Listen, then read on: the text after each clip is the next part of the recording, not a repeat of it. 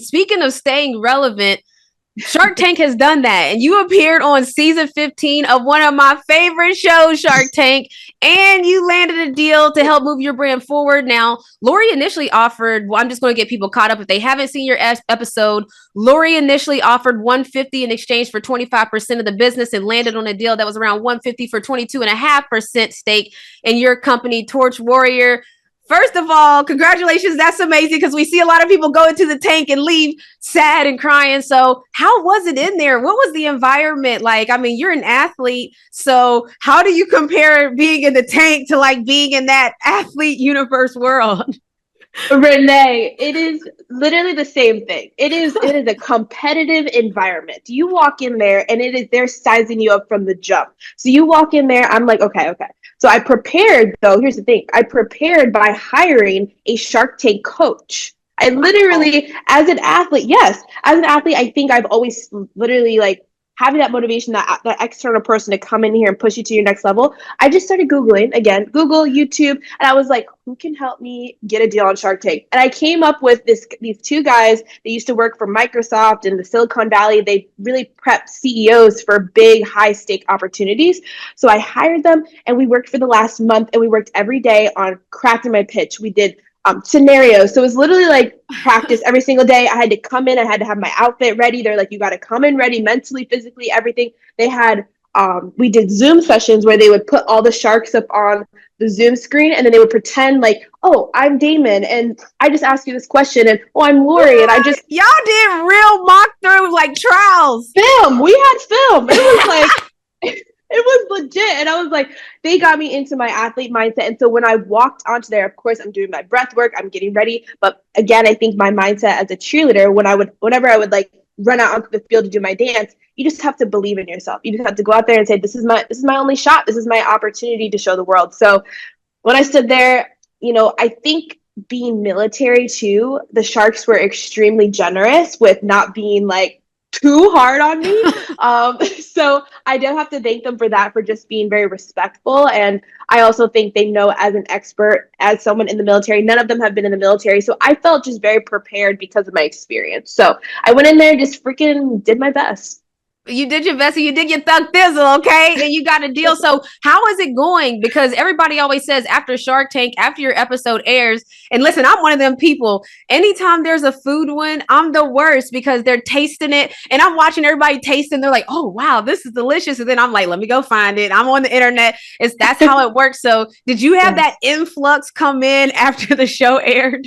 We did, girl. It was like 2,000% increase to our website traffic. Like, let me just tell you, the East Coast be watching Shark Tank. They be watching Shark Tank. I was in California, and as soon as that episode hit, the East Coast was like surging. So then 3 hours later, when the West Coast hit, it didn't surge as much as the East Coast. I think, the West Coast people would be chilling out here or something. I don't really know. But I'm like, the East Coast people will ride or die. So I want to shout out to all my East Coast people. They supported, and I'm just really grateful for the exposure. And I think also, you got to think strategically as an entrepreneur. This is your one shot, but how do you capitalize on that? So my marketing team, we're running retargeting ads. We're able to now, just more experience, just more exposure with email marketing, text marketing, stuff like that. So now we have a community and an audience that we can really lean into. I love that. And so how is it working? Because the Sharks, they always say, listen, you paying me for that shark knowledge that I got, my connections that I got. How was that? Now you're literally linked up with a billionaire. Like, how was it? And then also, what are her thoughts on your product? Because we haven't heard much about Torch Warrior. Like, so because Lori, she's the girl. She says, I know if it's a hero or a zero. Right when I saw it, yours was clearly a hero when she saw it. So tell me about working with her. Lori is an angel. Shout out Lori. She is such a busy woman, but whenever you are on the phone with her, it is just like she is zoned in, present, and so genuine and like wants to see you win. And I think that as a woman and as a female entrepreneur, having another female entrepreneur in your corner and can kind of pull those strings and who's like, I see something in you and I see something in what you're building and I want you to keep moving forward. That's all you need. And I don't call her for everything. You got to call her for the big call. Yeah, right? You gotta pick and choose your moments, okay? Exactly. I'm like, I'm not gonna just be like, oh, I need this thing. So the cool thing is like, she definitely keeps herself available for when I have those big asks. So I try to be very strategic and I'd be very clear whenever we have our conversations. And I think with the brand, with our product, it's not stopping there. Like, this is a clothing brand. Like, this is going to encompass not just our bodysuit, which is our hero product, but we're going to expand into boots and every other aspect of the uniform. So military women can come into us and be like, this is our one-stop shop. And I think that's what Lori sees with us. It's a brand. It's not just one product. And you said your bodysuit is your hero. What is the bodysuit and why is it a hero? Because I mean, it's not easy to get a shark to say yes. They're always like, is it proprietary? What's going to take this not to get knocked off? So like, you got something that made her say yes. What is it? You know, here's the thing. For the entire history of since women have joined the military, all of our uniforms have either been unisex or made for men. So I don't know, Renee, do you know your men's size boot? Yeah, I mean, I'm an athlete though, so I'm in a world where all things are typically made for men as well. So I know what you're saying. I know my men's size before I know my women's size in sports because it is what it is, you know? Exactly. And hey, look, maybe there's a brand out there, someone that's a good business idea that's like dedicated to the female athlete specifically. And I just think that what we're doing in the military is so unique and different because no one's ever done that before. So the bodysuit is the right color, the right cut, it's in regulations, and you can wear it in your uniform. And so there's no other product like that specifically for women. And so we're just going to continue expounding upon that. I love that. And so I also read somewhere you're like literally the epitome of athlete to C-suite. By the way, I can't emphasize this enough because it's like I always talk about how athletes, you see how you got yourself ready for the meeting. You were like, look, I'm used to training. I'm used to practice. I'm used to having a coach. And you use those exact same things and you applied it to the business where we're not in practice, but you was watching film. You ain't got a game, but you really did have a game. You know, you had a championship. And you literally won because you put yourself in that same mindset. I tell people all the time about me, like I came from being a player to, you know, owner / vice president. And it's like, I do exactly what you did. I use the exact same mindset, the exact same training. So I love hearing that it really worked. Like, because right now you're a success story to it. And people kind of sometimes don't even see the connection of like sports and business, athlete to C-suite. It's so synonymous. It is so synonymous. You are dead on, Renee. Like, literally, I was just reading a book by, was it Kobe Bryant's trainer, the Relentless book? Okay, Relentless, he was talking about, and Mark Cuban just said it too, business is the most competitive sport. I mean, you have to continuously be thinking, being ahead of your people. It's your competition. It's you battling yourself to grow as a CEO. And so, like, the only way for you to be successful is to have a more competitive mindset and athlete mindset.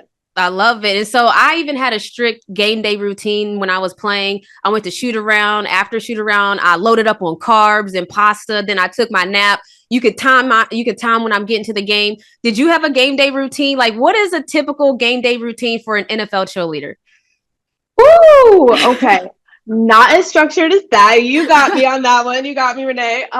So I would say like for a game day, for a typical game day for an NFL cheerleader, you're waking up. If the game's at 12, you got to be at the stadium by 7 a.m.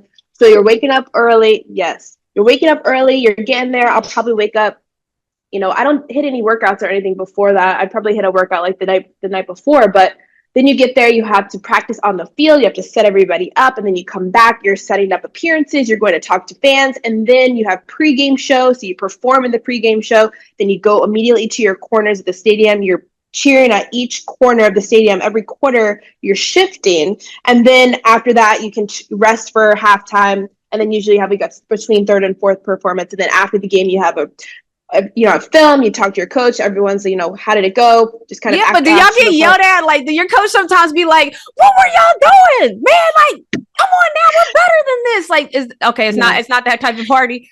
It's not that type of party. It's not. I've never been on a team like that. Maybe there's teams out there, but the Falcons, it's very professional because they expect you to come in and do what you need to do. And nobody's really be out there like messing up their dance because everybody knows you got to do what you got to do. So it's a little more like, all right, that was good. Let's work on this next practice. And, or more smiles. More smiles is usually the biggest thing. Wow. I love that. It made me think about, because clearly I'm in the sports world that, we're used to getting yelled at. We're used to this type of crazy environment. But we also have seen that in sports, mental health has been brought to the forefront a lot more now. And I read that is it true that the entrepreneurs, when you're on Shark Tank, you have a psych evaluation right after Shark Tank for them to make sure? So how is that? I think that was very forward thinking. You know what I mean? So how was that?